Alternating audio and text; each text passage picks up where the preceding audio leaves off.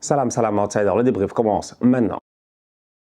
Chelsea et Manchester United ont joué aujourd'hui. On va d'abord commencer par Chelsea. Les Blues de Graham Potter ont gagné 2-0 face à Bournemouth. Franchement, entre vous et moi, en toute honnêteté, cette équipe de Chelsea-là, elle se relance, elle se fait du bien. Depuis le début de la saison, c'est compliqué pour eux. Avant la trêve de la Coupe du Monde, c'était compliqué pour Chelsea. Je pense qu'ils étaient sur une série de 3 voire 4 matchs sans victoire. Aujourd'hui, ils reviennent, ils gagnent 2-0 et d'une manière sereine. D'une manière sereine. Graham Potter nous a raconté ces affaires-là, Harry Potter là-bas. Il nous a expliqué ce qui se passe. Il est parti en vacances. Il y avait un mois de Coupe du Monde. Il est parti en vacances un tout petit peu. Il a dit qu'il est parti avec sa femme. Ils se sont posés, je dis bien, auprès de la plage. Il a dit que sa femme, malheureusement, elle n'a pas passé de belles vacances parce que lui, il n'était pas présent. Physiquement, il était là avec elle, mais mentalement, il pensait qu'à Chelsea. Graham Potter, faut pas oublier, Chelsea a payé 20 millions d'euros pour le débaucher à Brighton en plein milieu de la saison. Le gars doit performer. Les supporters de Chelsea s'attendent à des performances. Donc du coup, aujourd'hui, cette victoire 2-0 face à Bournemouth, c'est de bon augure pour la deuxième partie de saison. Et c'est passé à travers une défense qui a été solide et une défense à 4. À 4. Les fans de Chelsea ne me laisseront pas mentir. Depuis le début de la saison, on ne sait pas, je dis bien, quel genre de potion magique Potter essaie de faire. On ne comprend pas. Il a joué à 3, à 4, à 5. Il a tout essayé. Aujourd'hui, il revient, je dis, à 4 derrière, avec un double pivot qui, ma foi, sincèrement, a été très complémentaire. Jorginho, on sait ce qu'il vaut. Sincèrement, dans ses meilleurs jours, il est capable de casser des lignes sans aucun problème. Aujourd'hui, il le fait dans la sortie de balle, il est très utile. Mais Zakaria, lui, son volume de jeu box-to-box, sa capacité à pouvoir se projeter amène le surnombre offensif. Et c'est ça même qui crée des problèmes dans cette défense de Bournemouth quand Mason Mount vient enrouler sa frappe. Donc aujourd'hui, on va être très très sérieux. À mon humble avis, Potter a travaillé. Il a travaillé et j'ai hâte de voir les retombées de son travail. J'ai hâte de voir où est-ce qu'elle va aller avec cette équipe de Chelsea-là. Offensivement parlant, il y a des boys qui reprennent confiance. Mason Mount est très décrié parce que Mason Mount doit faire beaucoup mieux. Mais aujourd'hui, Mason Mount, sincèrement, il fait un bon match. Kai Havertz, il est en pointe, il est tout seul. Enfin, il fait ce qu'il veut. C'est un 9, c'est un 9,5, on s'en fout. L'essentiel, c'est qu'il occupe l'espace, qu'il soit dangereux, qu'il soit à la retombée des centres comme il a été sur la passe décisive de Sterling. Donc du coup, tu as un Kai Havertz qui, petit à petit aussi, peut-être est en train de prendre confiance là-bas. Pulisic, il revient de la Coupe du Monde. J'ai espoir qu'il va réussir à performer. Ziyech n'est pas encore là, mais on va voir. Bref, c'est pour dire à quel point aujourd'hui, je le dis encore une fois, à part la blessure de Reece James, qui est un point noir, c'est ça qui gâte tout, parce que Chelsea, tu te dis, là, ils ont tout ce qu'il faut pour normalement revenir là où ils doivent être. Chelsea doit se battre pour le top 4. Là où ils sont en ce moment, c'est pas normal. Ils ont tout ce qu'il faut pour revenir là où ils doivent être. Cependant, malheureusement, ils ont perdu un joueur important, Reece James. On va voir ce que ça va donner. J'espère que la blessure n'est pas grave. À suivre. Thiago Silva et Kalidou Koulibaly en défense centrale, les deux ont fait la paire, ils ont été au top, franchement ils ont été au top. Mention spéciale à Thiago Silva, excellent, sensationnel. Thiago Silva déjà, d'accord, il a raté 1-2 passes, c'est vrai qu'à un moment donné, Bournemouth, tout ça, ils auraient pu, ouais, d'accord. Mais sinon, mis à part ça, les sorties de passes de Thiago Silva, vous les avez vues aujourd'hui.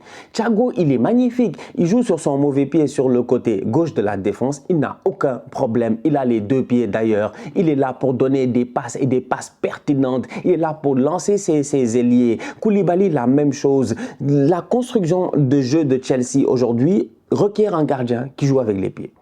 J'ai peur pour Edouard Mendy. Que voulez-vous que je vous dise? Que voulez-vous que je vous dise? Nous, on a une CAN à jouer. Ça veut dire que chacun ses problèmes. Toi, tu es là, tu penses à Arsenal, après tu penses au Sénégal, après tu penses à machin. Tu as des problèmes. Moi, je veux Edouard. C'est que Kepa en ce moment, il est solide. Franchement, il est solide, il est serein, il n'a aucun problème avec ses pieds, il est très très bon. Aujourd'hui, on le voit, il est pertinent. On lui donne le ballon, il redonne à Koulibaly, qui donne à Jorginho, si je ne me trompe pas. Ils ont ouvert le jeu et ils ont créé, je dis bien, une action de but.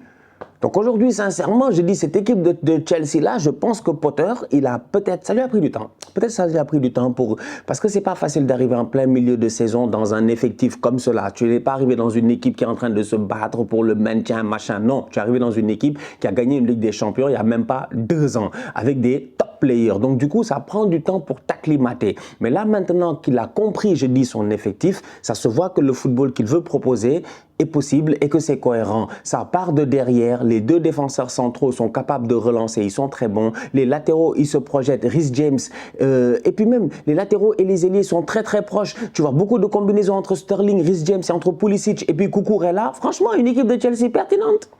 Non, franchement. Moi, vous me connaissez, si c'était des tocards, j'allais le dire, mais aujourd'hui, ils ont sorti une performance pertinente. Et en fin de match, pendant les 10 dernières minutes, quand Bournemouth est en train de pousser, ils ont su souffrir, faire le dos rond et ne pas encaisser. Ils ont eu leur clean sheet.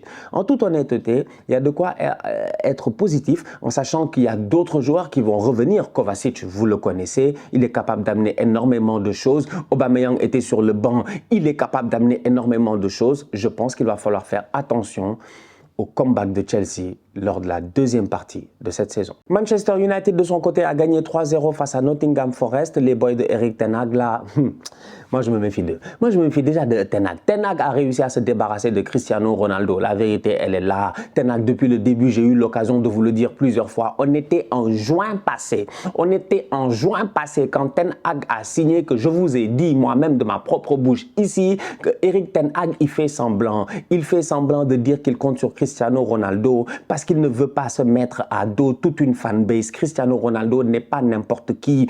On ne part pas en guerre contre Cristiano Ronaldo. Franchement, ça a été compliqué. Regardez là où ils en sont. C'est-à-dire que cette première partie de saison-là, même j'ai l'impression qu'ils ont perdu du temps, ils ont perdu de l'énergie. Je dis bien, tout le monde a perdu de l'énergie. Cristiano a perdu de l'énergie, Manchester a perdu de l'énergie, Ten Hag a perdu de l'énergie. Maintenant que Cristiano, il est parti, c'est dommage, c'est triste. Ça, voilà, c'est comme ça, c'est la vie. Il est en ce moment au chômage. J'espère qu'il va trouver rapidement un club parce que c'est pas normal. C'est pas normal que Cristiano soit au chômage. Franchement, Cristiano est au chômage. Soit il prend sa retraite, on est tous d'accord, mais il peut pas être là en train de traîner dans le quartier, quoi. Cristiano doit travailler. Donc, pendant ce temps-là, à United, il y a d'autres boys qui se sont réveillés. Franchement, Bruno Fernandes était déjà très très fort avant l'arrivée de Ronaldo. Plusieurs diront que quand Ronaldo est arrivé, ça l'a inhibé, ça l'a empêché, je dis bien, de performer. Bruno Fernandes aujourd'hui dans le match, franchement, je le trouve très intéressant. Marcus Rashford est sensationnel. C'est le retour du Rashford qu'on aime. C'est le retour du Rashford qu'on connaît. Parce que le Rashford que j'ai vu aujourd'hui, c'est celui que j'ai vu durant la Coupe du Monde. C'est un boy qui carbure à la confiance. Il est impliqué sur 2 buts aujourd'hui. Le premier, c'est une combinaison d'école. Il n'y a pas de problème. Il vient couper le ballon, mais il fallait avoir la précision qu'il faut. Le deuxième, c'est la passe décisive pour Anthony Martial. Il cale le ballon, il lève la tête, il respire, il voit Martial, il lui donne la balle. Donc franchement, on va être très sérieux. Aujourd'hui, je dis à United, on peut parler jusqu'à demain. C'est moi-même qui avais dit ici que Ten Hag a dit il veut construire, mais il n'y a pas d'eau, il n'y a pas de ciment et il n'y a pas de ressources humaines. Cependant, soyons très très sérieux, les ressources humaines sont de retour. Elles sont de retour. Et les ressources humaines, c'est les joueurs, franchement. Elles sont de retour. Rashford, top performance de sa part. Martial, top performance de sa part. Anthony doit se gérer. Anthony fait des efforts. Anthony fait des efforts, mais c'est pas grave. Il vient d'arriver, donc tu te dis, on va voir. Sancho, je ne sais pas où est-ce qu'il est, il est porté disparu. Apparemment, il a supprimé toutes ses publications, je ne sais pas, sur Instagram, tout ça. Je ne sais pas s'il est en dépression, j'espère qu'il va bien. C'est pas facile. Le haut niveau, c'est pas facile. Tu arrives dans un club, on s'attend à ce que tu performes pas, on te traite de flop. Si mentalement tu n'es pas fort, tu t'en sors pas. J'espère que Sancho va se remettre, je dis bien, au top niveau le plus rapidement possible. Donc c'est pour dire, mais pendant ce temps-là, il y a le petit Garnacho, lui il rentre, Rashford passe sur l'autre côté, on laisse à Garnacho le côté gauche et tu te dis mais c'est pas possible. Les Argentins vraiment ils vont passer de Léo Messi qui est unique à un boy qui a un style de jeu à la Cristiano Ronaldo, c'est incroyable. Si le prochain grand joueur argentin c'est le boy Garnacho, j'ai hâte. Non, j'ai hâte, ça va être trop drôle, parce que le boy il est fort. Il est très très fort, il est dangereux, il est brouillon certes, mais il est jeune. Que voulez-vous? Il a encore le temps d'évoluer, franchement. Il a le temps, je dis bien, d'évoluer. Que Ten Hag continue à lui donner de la confiance, qu'il continue à l'arroser tous les matins. Et demain, on verra un Garnacho qui sera solide, je dis bien, et qui ne sera pas bougeable. Le boy, il a ballon au pied. Il est très fort. Vivacité, capacité de décision, des bonnes passes dans le bon tempo. Il est très bon, hein. Franchement, c'est pas un tocard, Donc du coup, United, tu les regardes aujourd'hui, tu te dis, c'est une nouvelle ère. C'est une ère post-Cristiano Ronaldo qui a l'air d'être bien partie. Offensivement parlant, je ne m'inquiète pas grandement pour eux si les boys continuent à se gérer et à partir de maintenant, ils n'ont pas le choix. Ils savent que c'est leur club. Martial, ça fait 20 ans qu'il est là. Oui, Martial a été Golden Boy ici en 2015 ou 2016. Les gens oublient, Martial, ça fait près de 8 ans qu'il est à United. Je pense qu'il y a... Martial, ça fait longtemps qu'il est là, hein. Martial va faire toute sa carrière là-bas. C'est incroyable. Il a quitté Monaco, il est arrivé à Manchester, il n'a plus jamais bougé. Martial a fait une bonne saison dans sa vie, c'était 2017 ou 2018 ou je ne sais pas quoi. Il a été exceptionnel. Sinon, mis à part ça, on cherche encore. Souvent, il est blessé. Mais là, je pense que durant cette deuxième partie de saison, il sera très, très utile. Rashford, comme je dis, il surfe sur le buzz de la Coupe du Monde, de son très beau début de saison. Son coach a confiance en lui. Il va performer. Anthony, ça prendra le temps que ça prendra, mais je suis convaincu qu'il va performer. Garnacho veut performer, il veut percer, donc je sens que le boy va être très très chaud. Que veut le peuple? Au milieu de terrain, tu as ce qu'il faut. Christian Eriksen, il est excellent, vous le savez, mais que dire de Casemiro? Aujourd'hui, il fait un tacle sur le but, c'est lui. C'est lui, il fait le tacle, après Bruno balance le ballon en haut, tout ça. C'est lui, il est fatigant, il est tenace le Casemiro. Mais en plus de ça, offensivement parlant, il a failli claquer un but exceptionnel parce qu'il tente une louche là sur une passe de Wan-Bissaka. Wan-Bissaka, que je n'avais pas vu depuis longtemps, ce tocard-là, Wan-Bissaka. Il a fallu qu'il y ait épidémie de grippe, il a fallu qu'il y ait des malades pour que Luke Shaw joue en défense centrale et qu'on revoie Wan-Bissaka. Vous-même, vous savez que Wan-Bissaka n'a pas le niveau, s'il vous plaît. Vous savez que Wan-Bissaka, ce n'est pas les boys de Ten Hag là. Wan-Bissaka ne peut pas jouer dans le football de Ten Hag.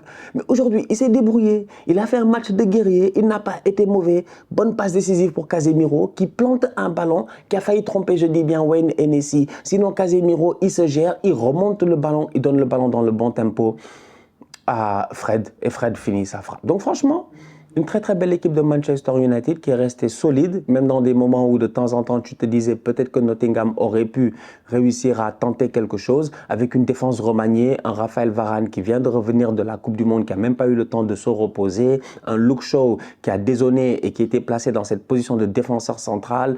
Franchement, j'ai envie de dire que cette deuxième partie de saison s'annonce très difficile. Vous avez eu l'occasion de le voir. Tout le monde a l'air au top, en forme, et tout le monde a l'air d'avoir faim.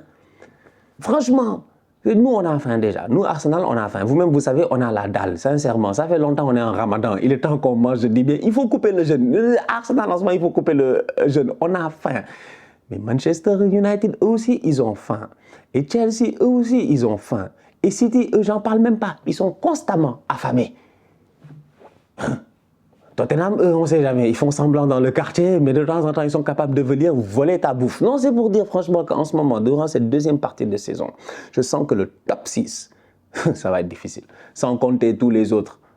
Et un qu'on n'oublie pas, c'est Newcastle. Eux, ils viennent d'arriver. Ils viennent d'arriver. C'est les nouveaux arrivants. Franchement, ils viennent d'arriver. Ils ont atterri avant-hier. Ils nous posent déjà des problèmes. Cette deuxième partie de saison, elle promet. En attendant le match entre Leeds et Manchester City demain, la famille, on se capte très très bientôt pour un nouveau débrief. D'ici là, on continue à liker, on continue à partager. On s'abonne, on s'abonne, on s'abonne. On est ensemble, on reste en santé. C'est le plus important. Tous outsiders.